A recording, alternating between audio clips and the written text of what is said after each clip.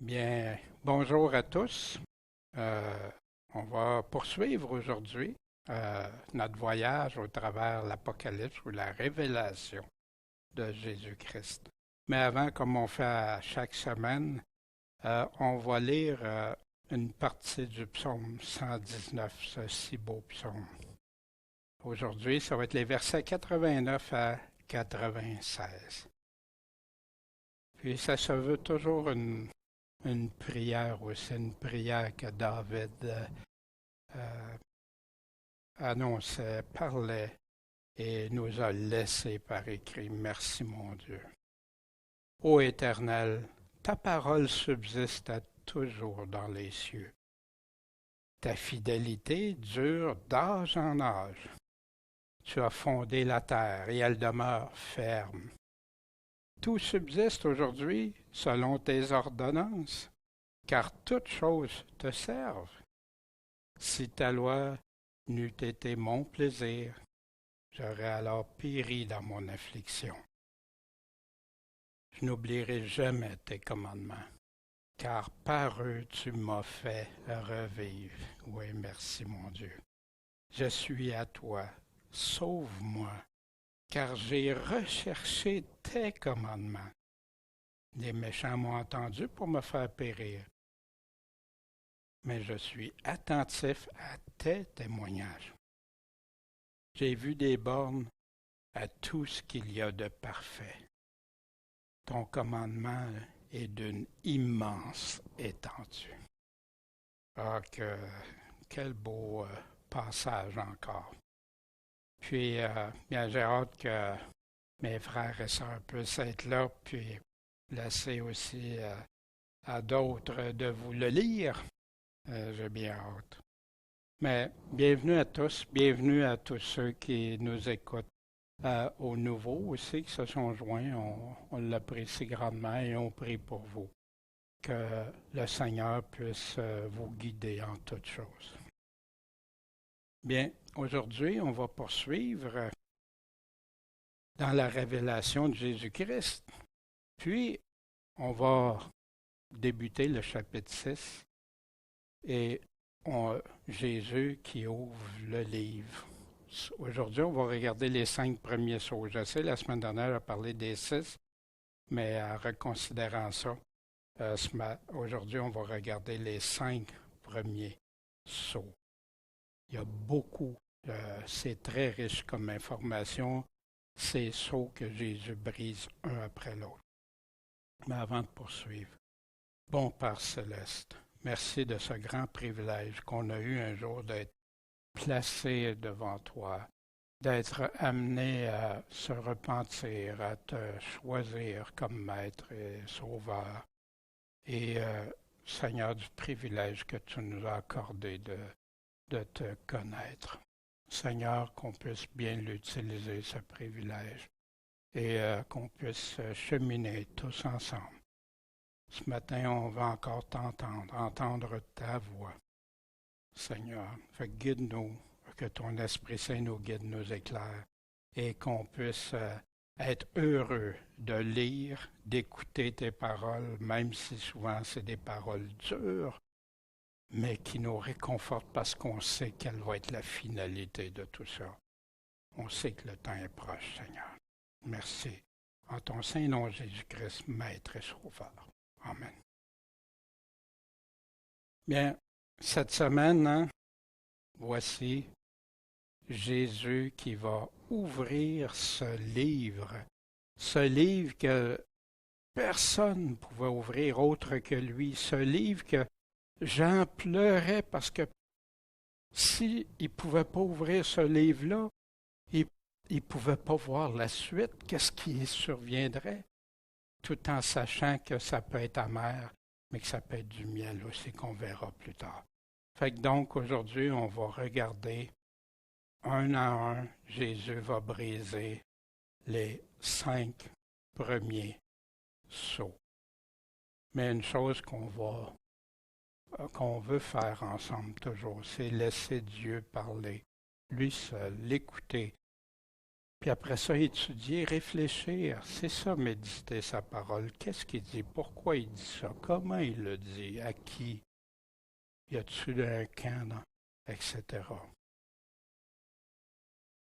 Ici, au chapitre 6, au verset 1, Jean dit, « Je regardais lorsque l'agneau a ouvert un des sceaux. » On sait que c'est le premier. « Et j'entendis un des 4 êtres vivants, ou 4 animaux, ou 4 chérubins, comme on a pu valider au travers de la parole, qui disait d'une voix de tonnerre, « Viens et vois. » Jean s'est fait dire ça souvent. Viens ici, viens et vois. Vous vous souvenez? Jean aussi a été ravi en esprit pour voir une porte ouverte, regarder qu'est-ce qui se passait. Il a vu le trône de Dieu, ébloui par tout ce qu'il y avait autour. Puis l'agneau qui prend de la main du Père le rouleau. Or, je regardais, et voici un cheval blanc. Et celui qui était monté dessus avait un arc. Et on lui donna une couronne, puis il est parti en vainqueur, puis pour remporter la victoire. Maintenant, un cheval. Qu'est-ce qu'un cheval dans la parole de Dieu? Bien sûr, il y a les vrais chevaux, hein? Mais quand on parle ici d'une image, un cheval représente une puissance. Vous vous souvenez, hein, la force, la puissance. Même nos chevaux vapeur, hein, dans nos véhicules, dans tous les accessoires qui fonctionnent, même des moteurs électriques, on va leur donner des chevaux vapeur. Puis ici, dans le texte, qu'est-ce qu'on apprend? C'est qu'il y a un cheval blanc. Mais sur cette puissance-là, il y a quelqu'un d'assis, un cavalier. Puis ce cavalier-là a une arc. Un arc représente dans la parole de Dieu le combat. Et on lui donna quoi? Une couronne. Puis après, il est parti en vainqueur pour vaincre, puis pour remporter la victoire. Maintenant, pour ma part, j'ai déjà eu de la confusion par rapport à ça, parce que quand on parle de cheval blanc, on va le voir dans quelques instants, au chapitre 19 aussi, on voit Jésus arriver sur un cheval blanc. Mais avant d'aller là, on va aller regarder. Que veut dire le mot vainqueur? Ça vient du mot Nikao, Nika, qui est du texte grec, le numéro 35-28 pour ceux qui suivent avec le Strong, qui veut dire simplement dompter, vaincre, triompher, surmonter, être vainqueur, conquérir, remporter la victoire, sortir victorieux. Tous des synonymes de ce mot vainqueur. Mais pour vaincre, mais vaincre quoi? De quel genre, quel autre endroit dans l'Apocalypse nous parle de vaincre? Bien sûr, il y a Jésus qu'on va examiner dans quelques instants, mais il y a plusieurs autres endroits que la parole nous parle de vaincre. Il lui fut aussi donné de faire la guerre aux saints. De qui on parle? De l'Antéchrist. Et de les vaincre. Et il lui fut donné puissance sur toute tribu, toute langue, toute nation. On sait ici qu'on parle de l'Antéchrist, qu'on a au chapitre 13 et dont on fera une étude approfondie quand on arrivera à ce chapitre. Puis quand ils auront accompli leur témoignage, ceux qui croient en Jésus-Christ, la bête qui montera de l'abîme leur fera la guerre et les vaincra et les tuera. Déjà, on voit Jésus est le vainqueur, il est déjà vainqueur, puis on a quelqu'un qui veut vaincre aussi. Fait qu'on va regarder ça avant de prendre une position, parce que qui est vainqueur? Ici, c'est la fin. Mais avant la fin, on va examiner ça. Je regardais comment cette corne faisait la guerre aux saints. et prévalait sur eux, dominait sur eux. Il prononça des paroles contre le souverain. Il a opprimé les saints du souverain, hein, ceux qui croient en Jésus-Christ, et pensé changer les temps et la loi. Puis les saints seront livrés dans sa main pendant un temps, des temps et la moitié d'un temps, hein, qui est 3 ans et demi, 1260 jours ou 42 mois multipliés par 30 les jours du calendrier hébreu. Sur un cheval blanc. Mettons, dans l'Apocalypse, on a 2 sur cheval blanc. On a ce premier ici qu'on vient de lire, hein, voici un cheval blanc. Celui qui était monté dessus avait un arc, on lui donna une couronne, puis il est parti en vainqueur, puis pour remporter la victoire. Puis quand on le compare, ce passage-là avec celui du chapitre 19, on a beaucoup plus d'informations au chapitre 19. Je vis ensuite le ciel ouvert, et voici un cheval blanc. Celui qui était monté dessus s'appelait le fidèle et le véritable, qui juge et qui combat avec justice. Ses yeux étaient comme une flamme de feu. Il y avait sur sa tête plusieurs diadèmes ou plusieurs couronnes. Il avait un nom écrit que personne ne connaît que lui-même. Il était vêtu d'un manteau teinté de sang, quand on reviendra à ça plus tard. Et son nom s'appelle la parole de Dieu. Les armées qui sont dans le ciel, vêtues de fin lin blanc et pur, le suivaient sur des chevaux blancs eux aussi. Il sortait de sa bouche une épée tranchante pour frapper les nations, car il les gouvernera avec un sceptre de fer. Et il foulera la cuve du vin de la colère et de l'indignation du Dieu Tout-Puissant. Et sur son manteau était écrit « Roi des rois et Seigneur des seigneurs ». C'est quand il descend là que la colère de Dieu, avec la colère de Dieu, pour ceux qui ne se seront pas repentis, qui auront rejeté Dieu. Maintenant, au cours du temps, mon opinion a changé par rapport, parce que c'est facile, vu que c'est un cheval blanc, de tout de suite sauter à la conclusion que c'est Jésus-Christ. Mais je vais vous présenter des informations, puis vous pourrez en faire votre propre conclusion. Voici 2 cavaliers sur des chevaux blancs. Le premier, de la Révélation 6, est monté sur un cheval blanc, et l'autre aussi, Jésus-Christ aussi.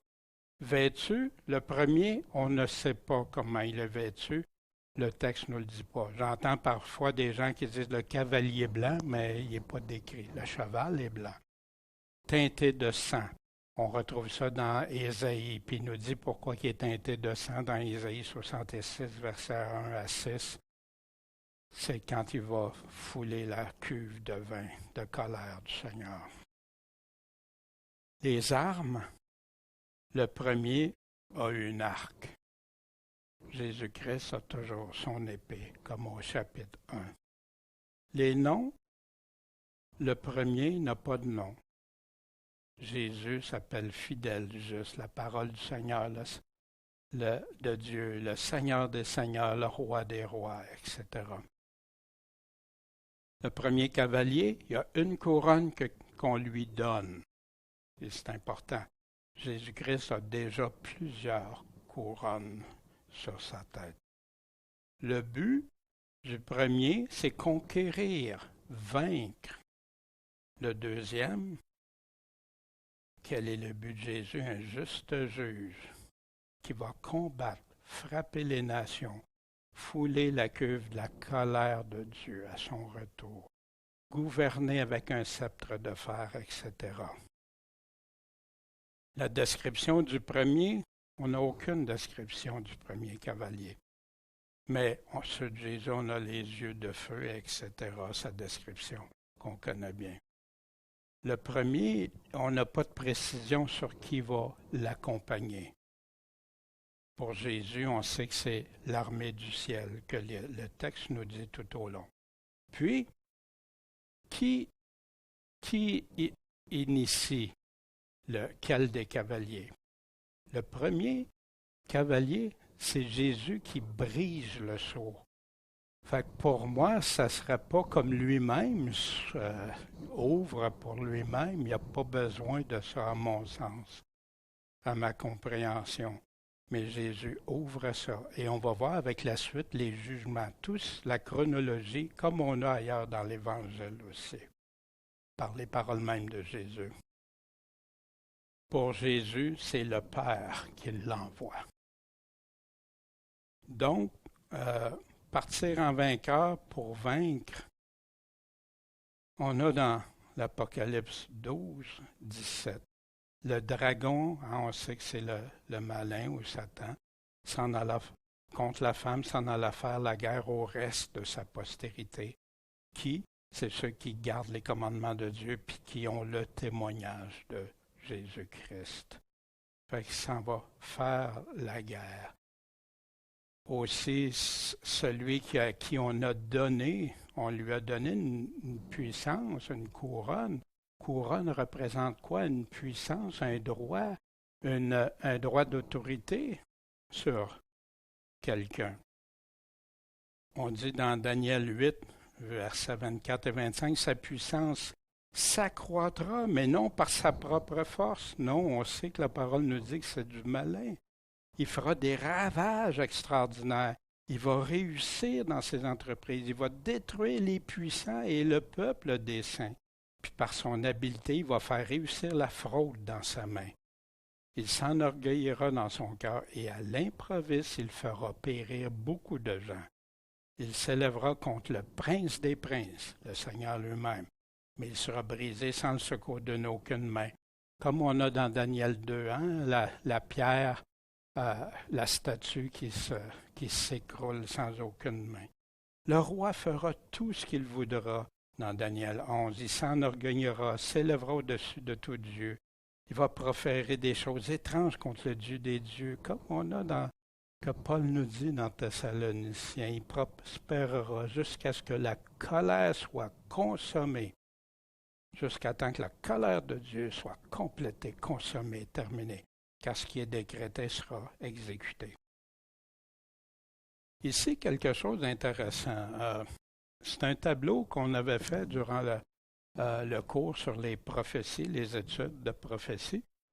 Puis, à un moment donné, en faisant des recherches, je me suis rendu compte que on répétait au travers de Daniel 7, Daniel 8, Daniel 9, pas le chapitre 10, mais le chapitre 11 et le chapitre 12, puis qu'on répétait les mêmes choses. Ça, c'est dans le texte prophétique. On va retrouver la même chose dans l'Apocalypse quand on va regarder ça. On va retrouver la même chose dans Ésaïe, dans Ézéchiel et dans d'autres prophètes. Ça se répète. Il y a des thèmes qui se parlent. Après ça, chapitre plus loin, ils redéveloppent davantage.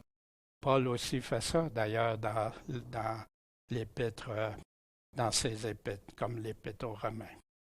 Bien ici, si vous faites des vérifications, moi, ça a été une bénédiction de le faire. Ça a été plus long que je croyais au départ, mais après ça, un coup que le tableau a été fait, je dis « Wow, c'est tellement simple. » Où tu vas retrouver l'Antéchrist, tu vas retrouver où il en parle. Puis ça l'a enlevé tout un voile, parce que moi, la façon que j'avais été enseigné, ou que j'étudiais, ou que je regardais, c'était toujours par des bouts de versets.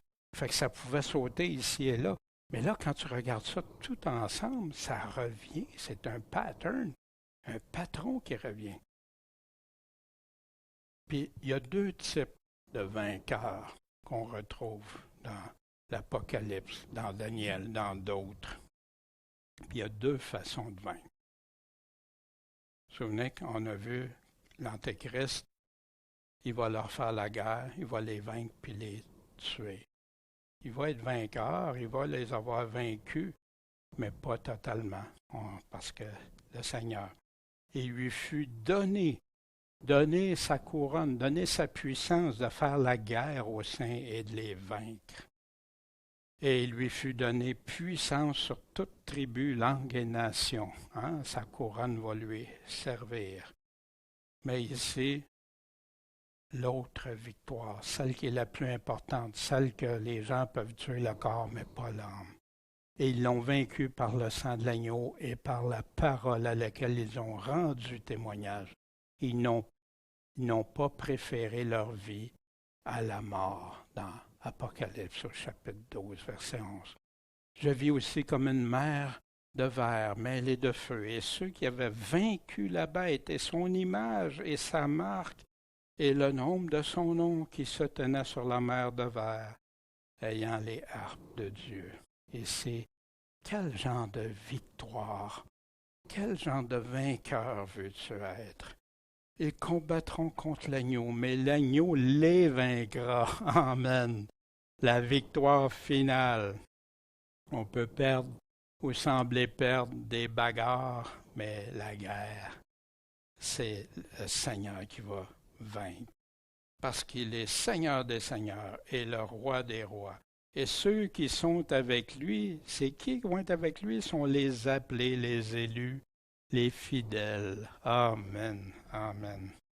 Fait qu'il sait vaincre, parce que quand il parle du premier, qui va partir en vainqueur pour vaincre, conquérir, etc., lequel des deux ça peut être?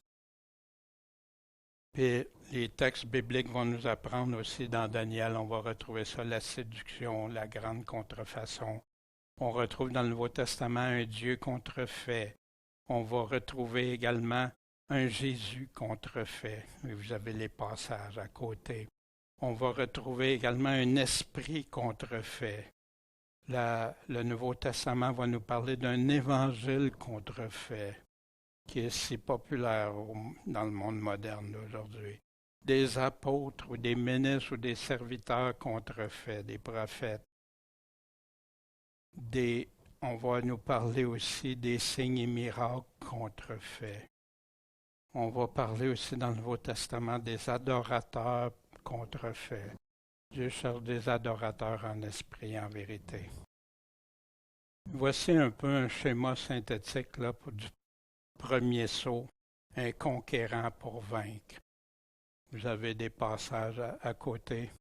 Pour vaincre et aussi pour séduire. Fait qu'avant, on sait que la Bible nous parle qu'il va séduire avant, puis après ça, Jésus parle qu'il va commettre l'abomination. Donc, du premier sceau, ce premier scellé qui est brisé du livre, on y a appris un cavalier, un cheval blanc avec une arc, une couronne pour vaincre.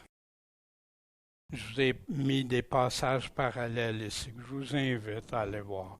Puis, faites pour vous, c'est votre éternité, vos croyances, votre foi. Votre foi est-elle bâtie seulement sur la parole de Dieu? Puis les mots-clés ici dans ce premier saut-là, vaincre, conquérir. Mais il s'agit de bien déterminer de qui veut vaincre, qui veut conquérir. On continue au deuxième saut. Et lorsque l'agneau eut ouvert le second saut, j'entendis le second animal qui disait « Viens et vois ». Puis est sorti un autre cheval de couleur feu.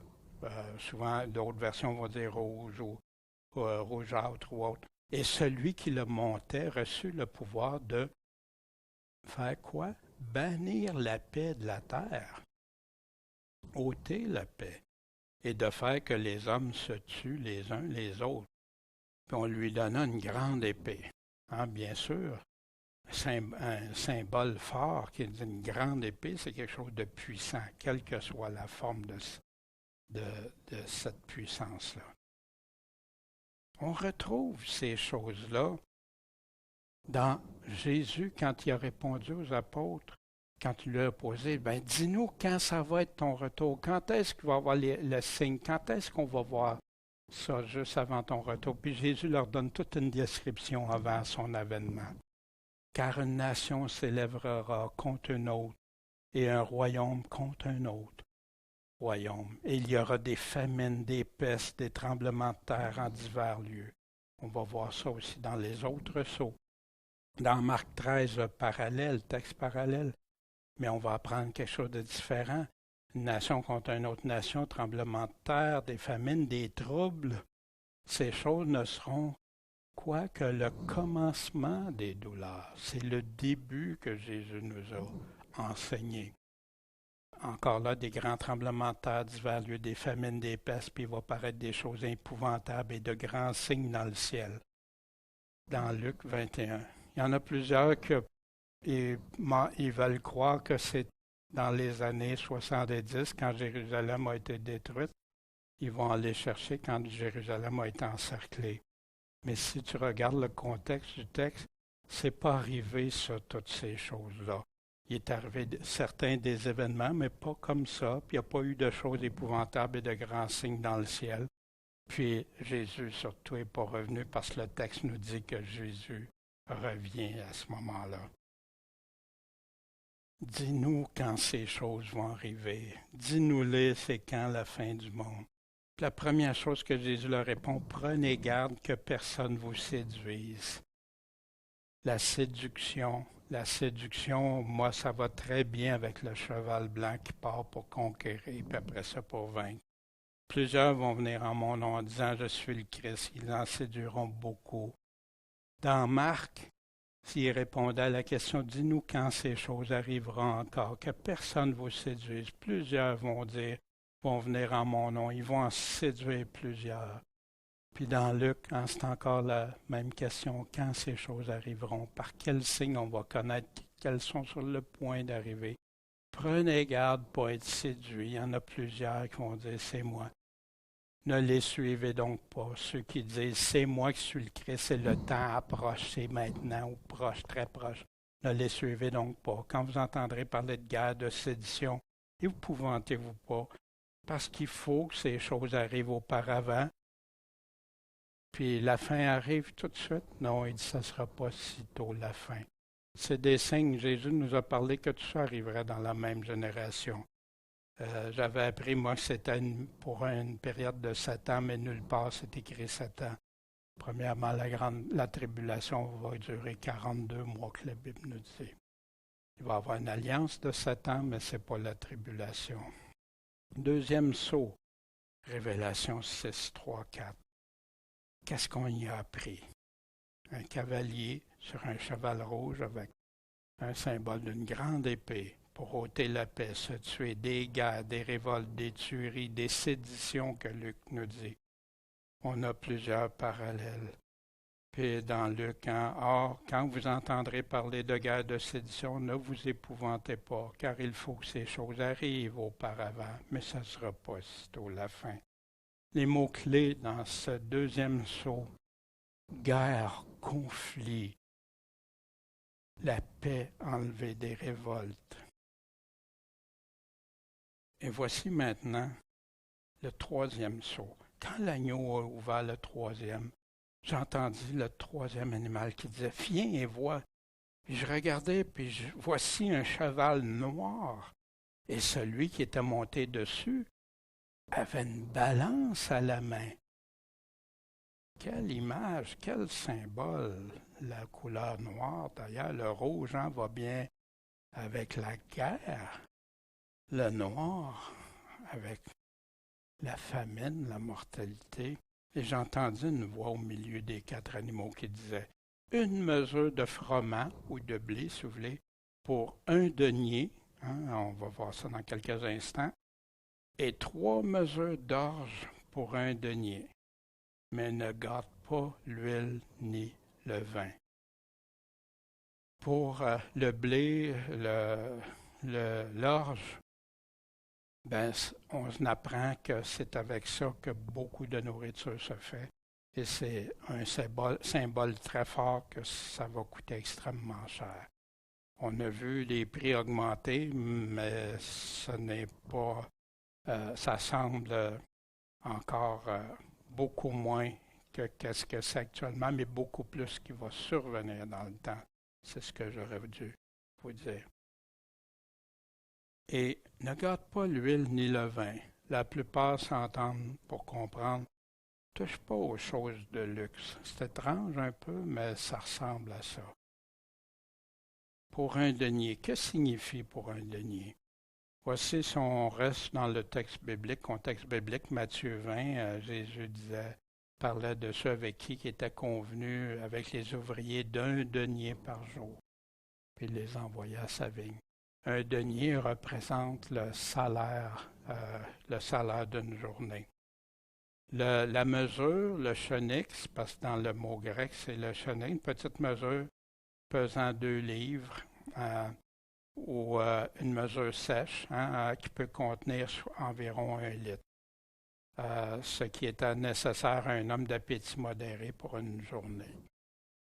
En gros, la signification du denier. Mais pour un denier, cette image est souvent utilisée pour représenter le cavalier noir avec la balance, puis qui contrôlait pour la famine. Le 3e sceau, ce cheval noir-là avec sa balance, une journée de salaire pour une part de blé ou 3 d'orge, garde l'huile et le vin intacts. Il va y avoir, c'est des famines. Et les passages parallèles qui nous en parlent dans Matthieu et Marc, Luc. Le mot-clé ici, famine, rareté, coût exorbitant pour la nourriture, à cause de la rareté. Puis Jésus nous dit, il va y avoir des famines en divers lieux. Verset 7, quand l'agneau eut ouvert le 4e sceau, j'entendais la voix du 4e animal qui disait, viens et vois. Et je regardai, et voici un cheval de couleur livide. Il y a des textes qui vont l'appeler pâle, verdâtre, il y a différentes, mais c'est une couleur qui est, c'est pas une couleur attirante, pas du tout. Et il y en a qui donnent un genre de transparence, là. Et celui qui était monté dessus se nommait la mort. Et l'enfer marchait à sa suite. Et le pouvoir leur fut donné sur la 4e partie de la terre. On va regarder ça aussi pour l'enfer. Fait le pouvoir a été donné à la mort et au séjour des morts ou l'enfer sur la 4e partie de la terre, un quart, pour faire mourir les hommes par l'épée, par la famine, par la mortalité et par les bêtes sauvages de la terre. On retrouve ici un ensemble d'événements qui va faire retrancher un quart de la population. Et ici, par mortalité aussi, inclus, parce qu'on a dans les autres textes les descriptions que Jésus nous donne, qu'il va y avoir des pestes, des épidémies, pandémies dans différents lieux. Voici ce que Dieu parlait dans Ézéchiel, qui est pour la fin des temps aussi. Voici donc ce que dit le Seigneur l'Éternel. Bien que j'envoie ici contre Jérusalem ces 4 jugements terribles, c'est-à-dire l'épée, la famine, les bêtes nuisibles, comme on retrouve, et la peste, pour retrancher de son sein hommes et bêtes. Fait que ce n'est pas juste les personnes, les animaux aussi. Toutefois, il y aura un reste, quelques réchappés des fils et des filles, qu'on en fera sortir. Dieu envoie des jugements. En passant, jugement et colère ne sont pas automatiquement synonymes parce que Dieu fait des jugements. Parfois, il n'y a pas de... puis c'est de la justice. C'est ce que ça veut dire. Les hommes rejettent Dieu. Les hommes ne veulent pas connaître ce que Dieu attend, puis quand ils le connaissent, souvent ils le rejettent. L'enfer marchait à sa suite. Le mot ici qui est utilisé, mot enfer, qui a de la confusion dans plusieurs versions de Bible, c'est le numéro 86 que le texte utilise, le Hadès, qui veut dire quoi? Le séjour des morts, la mort, le séjour des morts. Puis, on a donné des significations différentes au cours des siècles et des gens ont commencé. Mais, exemple, on entend souvent Jésus descendit aux enfers. Est-ce que Jésus serait descendu dans les enfers pour être, ou l'endroit, en tout cas que j'avais appris que c'était pour de la souffrance, euh, où le feu ne s'éteint pas? Non, ça, quand il parle du feu s'éteint pas, on parle du lac de feu qu'on va voir plus tard, ou s'il est plutôt descendu au séjour des morts. Voici le même mot, car tu ne laisseras pas mon âme au sépulcre. Il y a des versions qui vont dire en enfer, mais c'est ici le mot sépulcre, au séjour des morts. Tu ne permettras pas que ton sein sente la corruption. Il a dit de la résurrection de Christ en la prévoyant que son âme n'a pas été laissée au sépulcre, quand David qui nous parlait de ça, et que sa chair n'a pas senti la corruption. Que veut dire ici ce mot qu'on utilise souvent, le mot enfer? Où est, ô mort, ton aiguillon? Où est, ô sépulcre? Où il y en a qui marqueraient enfer, ta victoire. Et je vis, j'ai été mort et je suis vivant au siècle des siècles, et je tiens les clés de l'enfer et de la mort. C'est Jésus qui tient les clés pour le séjour des morts puis la mort. Il y a juste lui qui peut nous délivrer de ça, qui peut nous ressusciter. Et la mer rendit les morts qui étaient en elle, et la mort et l'enfer rendirent les morts qui étaient en eux, et il fut jugé chacun selon ses œuvres. Et la mort et l'enfer furent jetés dans l'étang de feu. C'est la seconde mort qu'on avait vue dans une des promesses à une des églises, des 7 églises, qui ne connaîtraient pas ça. Fait que l'enfer a été jeté où? Dans l'étang de feu, ou le lac de feu. Fait que est-ce que si c'est l'enfer qui est tourment de flamme, serait jeté aussi avec la mort? Voyez-vous? On doit être prudent. Fait que je ne veux pas changer de vos pensées, mais examinez le texte. Regardez ce que le texte dit. Parce que parfois, comme pour ma part, j'avais appris des choses, puis ça m'était resté, puis quand je lisais le mot enfer, ça avait une toute autre signification. Mais le lac de feu, ça, j'ai aucun problème, où les tourments ne cesseront pas. Et moi, je te dis aussi que tu es Pierre, et que sur cette pierre je bâtirai mon église, et les portes de l'enfer ne prévaudront pas contre elle. Les portes du séjour des morts ne peuvent pas prévaloir contre ceux qui sont fidèles à Jésus-Christ, qui font partie de son corps. Et étant en enfer, voici d'où ça part l'origine de pensée. Étant en enfer, dans les tourments, il leva les yeux et vit de loin Abraham et Lazare dans son sein. Fait qu'ici, c'est le texte sur lequel s'appuie. Mais ici, ce que Jésus est en train de nous illustrer très clairement, c'est qu'on ne peut pas vivre en égoïste, sans aimer son prochain, en méprisant le plus petit, puis avoir la même chose à la fin. Mais cette image qu'il utilise, cette parabole qu'il utilise, fait faire des réflexions. Et amen, ça nous aide à chercher, comprendre davantage. Puis, bien sûr, il y en a qui peuvent être dans le séjour des morts, puis en tourment. Ça, je ne contredirai jamais la parole de Dieu. La mer rendit les morts qu'elle contenait, la mort et l'enfer, ou le séjour des morts, rendirent aussi les morts qui y étaient. Et chacun fut jugé selon ses œuvres. Et la mort et l'enfer furent jetés où? Dans l'étang de feu. Tu ne pourras plus mourir.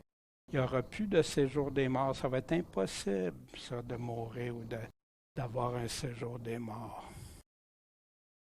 Et voici le 4e sceau, la révélation de ce 4e sceau. Qu'est-ce qu'on y a appris? Un cavalier sur un cheval livide, verdâtre, pâle. La mort sur le corps de la terre. De quelle façon? Par l'épée, famine, des bêtes, des pestes, mortalité. Pour ce seau brisé seulement, il y a un quart de la population de la Terre. On a près de 8 milliards, 7,4 milliards, on va regarder le chiffre plus précis. Et les mots-clés ici, un quart vont mourir. Dieu disait dans Exode 9,15, si je t'avais frappé par la mortalité, toi et ton peuple, tu serais effacé de la terre. Mais heureusement, Dieu n'a pas fait ça.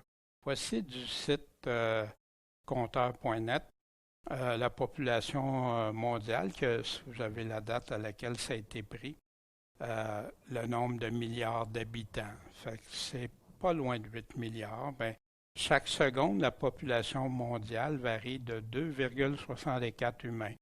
Fait que depuis le temps que j'ai pris ça maintenant, ben, si je calculerais toutes les secondes multipliées par 264. Chaque jour, la population mondiale varie de 227 980, 227 millions. Non, laissez faire, là, je vais laisser ici. D'humains. J'ai mal placé. Non, c'est ça, 227 995,07 parce qu'ils vont au décimal. C'est moi qui est dans l'erreur. En 2018, la population mondiale était estimée selon l'ONU et la Banque mondiale à 7 milliards 570, etc. d'habitants. Une petite information, parce qu'on retrouve les chevaux dans Zacharie. Zacharie chapitre 1, verset 8 à 13 et Zacharie chapitre 6, verset 1 à 8, puis qui représentent aussi les choses du temps de la fin. Dans Zacharie, les textes identifient des directions géographiques, les 4 vents des cieux.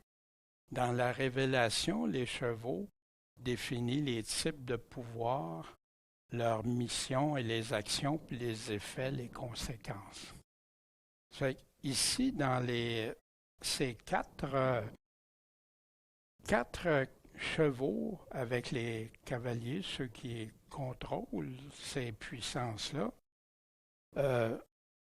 c'était les 4 premiers sceaux que Jésus a brisés. Tout comme dans Matthieu 24 qui nous dit, c'est le commencement, c'est le début.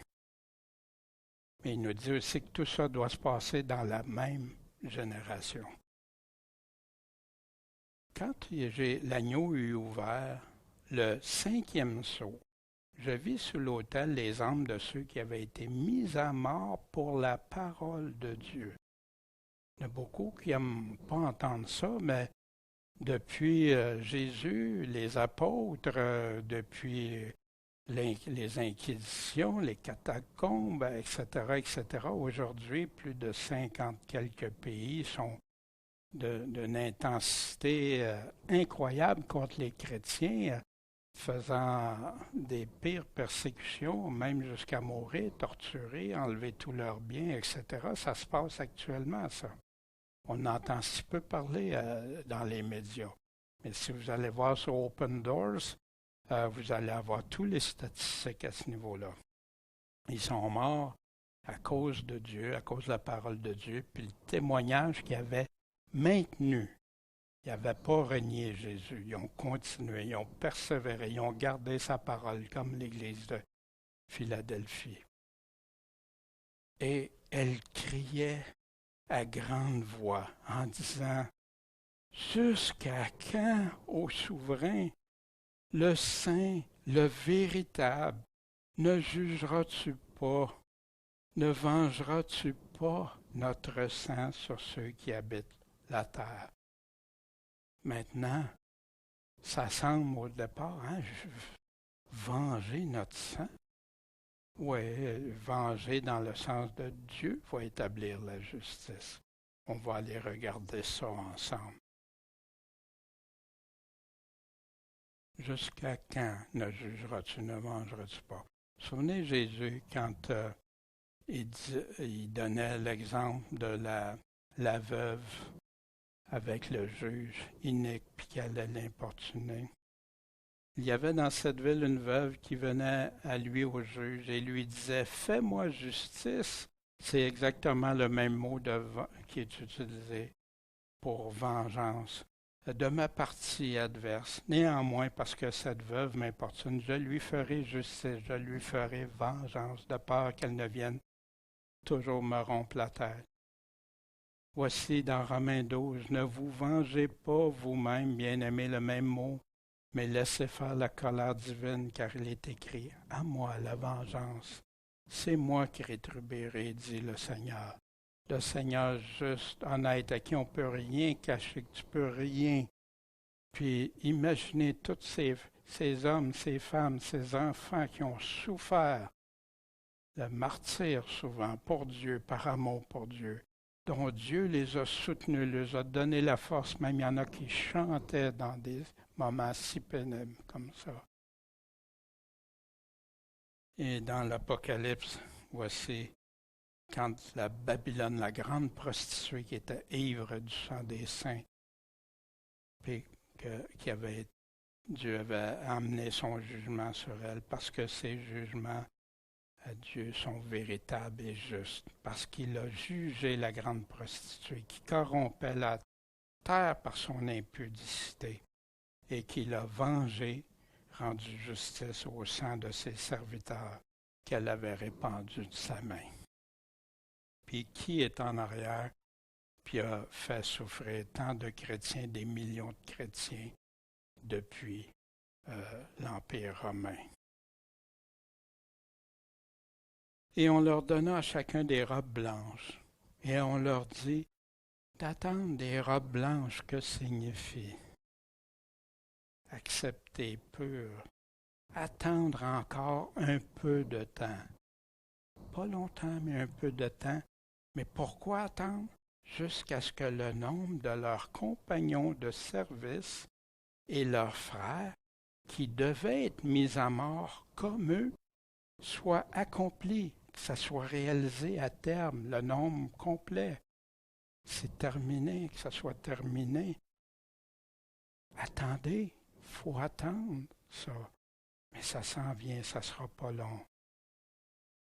Dans Apocalypse 20, on revoit, et je vis des trônes sur lesquels s'assirent des personnes, et il leur fut donné de juger.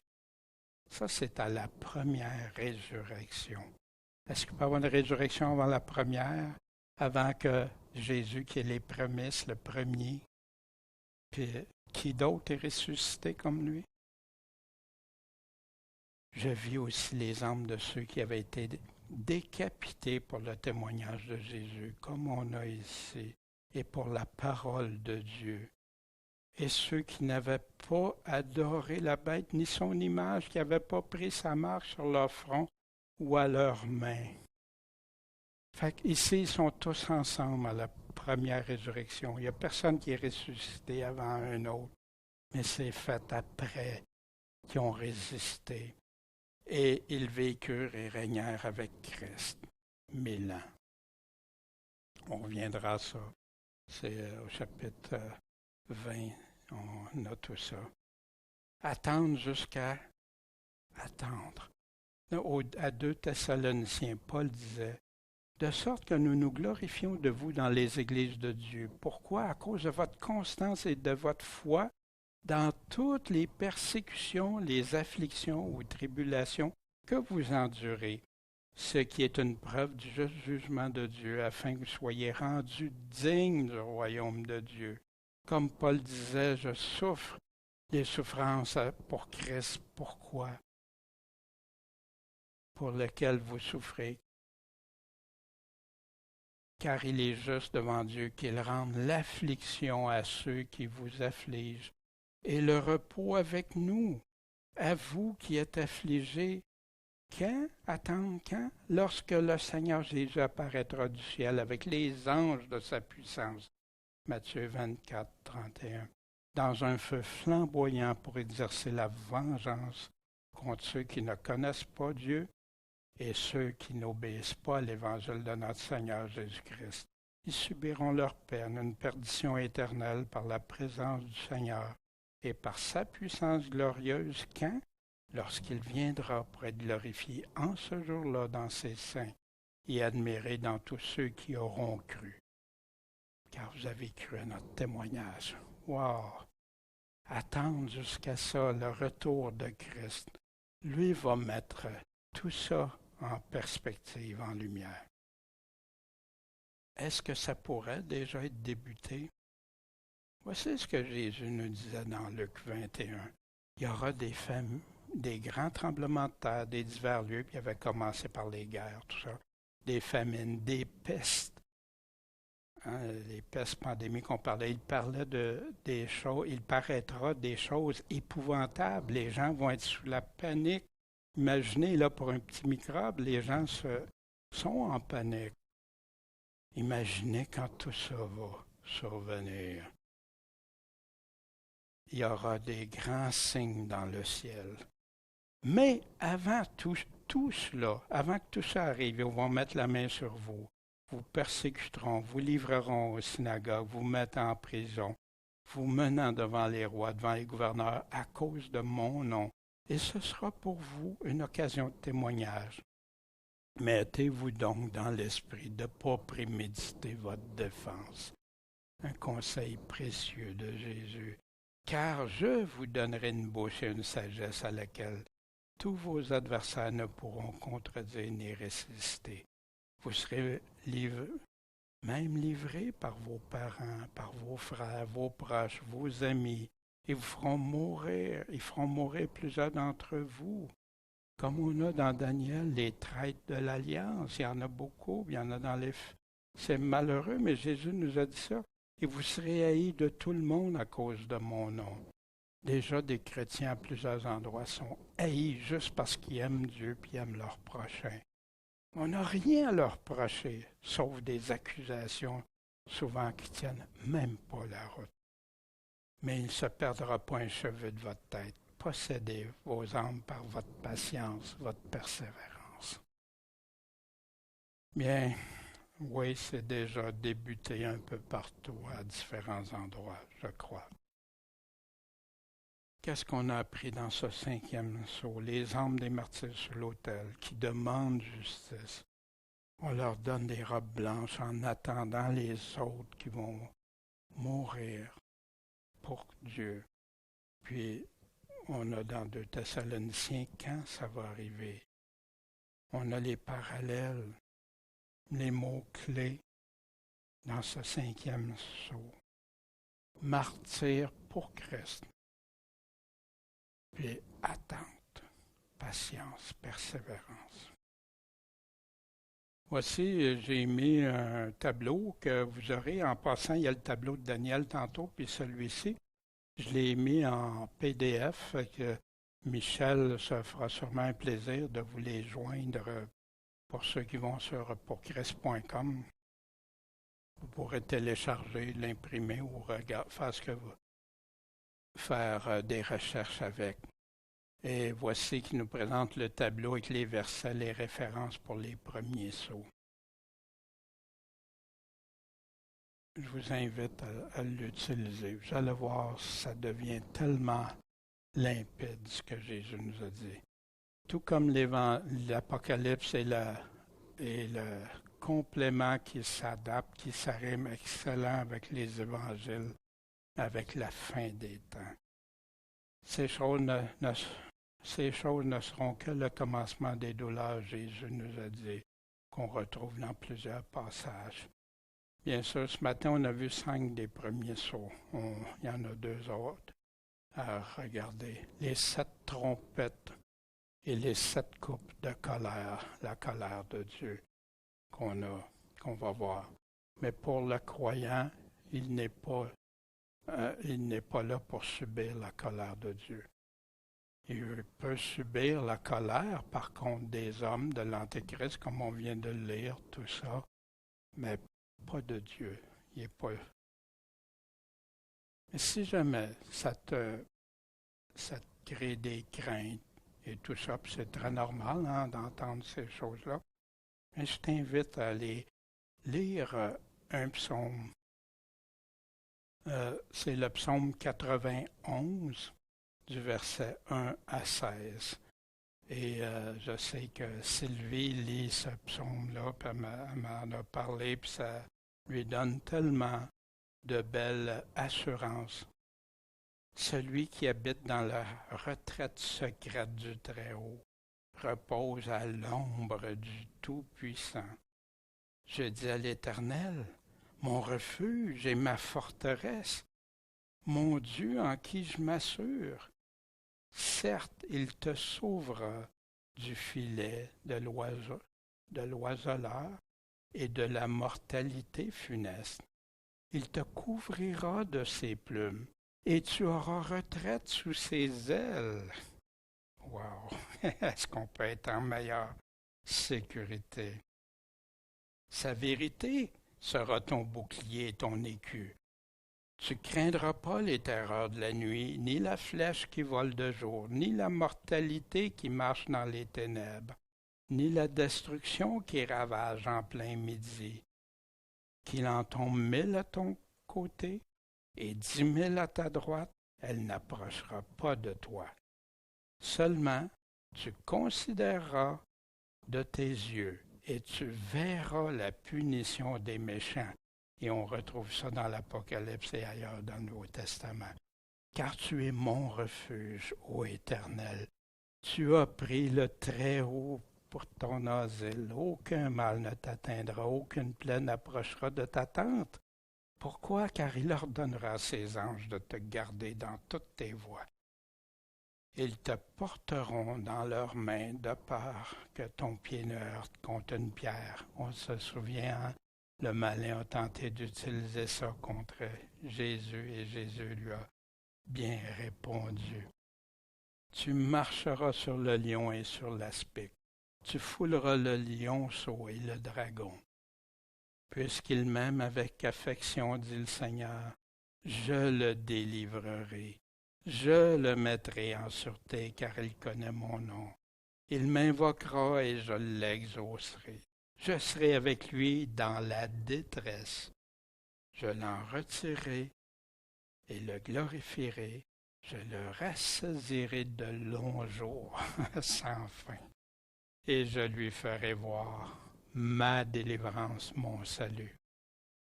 Il y a plein de beaux psaumes. De qui aurais-je crainte, de qui aurais-je peur? On ne sait pas la part que Jésus va, tout ce qui va survenir individuellement à chacun. Il y en a qui sont déjà partis en attente de ce jour. Il y en a qui sont encore en vie. Il y en a qui ne seront plus là. On ne sait pas. On ne sait pas quelle part. Mais une chose qu'on sait, on peut avoir la foi totale, la confiance totale en Dieu, puis en sachant qu'est-ce qu'il y a au bout, qu'est-ce qui nous attend au bout. En conclusion, ce qu'on a regardé, le commencement des douleurs. Il va y avoir des événements avec des conséquences de plus en plus grandes et de plus en plus rapprochées, comme les douleurs de l'enfantement. L'Antéchrist va partir pour vaincre, pour remporter la victoire. Mais il va gagner pour quelques batailles, mais il ne gagnera pas la guerre. Son combat va être arrêté. Puis le Seigneur nous dit qu'il va abréger ses jours. Il va perdre cet Antéchrist-là que le malin lui a donné, sa puissance, sa couronne. Il va être maîtrisé, puis il va en payer le prix. Le roi des rois, le Seigneur des seigneurs, va s'en occuper, puis on verra tout ça aussi. Il y a quelques chapitres d'Apocalypse, dont le chapitre 19 qui nous en parle. Une grande persécution contre ceux qui veulent rester fidèles à Jésus-Christ, comme Paul nous disait que tous ceux qui veulent vivre pieusement selon Jésus-Christ, la vérité qui est selon la piété, vont être persécutés. Ça fait partie. On n'est pas mieux et pas supérieur à personne, mais humblement, on veut servir Dieu. Mais Dieu peut nous donner ce qu'il faut, la force qui vient avec. Puis, autant j'ai de la peine des fois d'apprendre pour nos ancêtres qui ont eu beaucoup de souffrance et tout ça, mais autant j'en suis béni d'avoir encore la parole de Dieu pour laquelle ils ont mis leur vie, qui ont donné leur vie pour qu'on ait encore la parole de Dieu, puis avoir cette espérance qui ne trompera jamais. Puis, la grande question toujours à se poser, laquelle des victoires que je veux? Dans quel combat je veux être?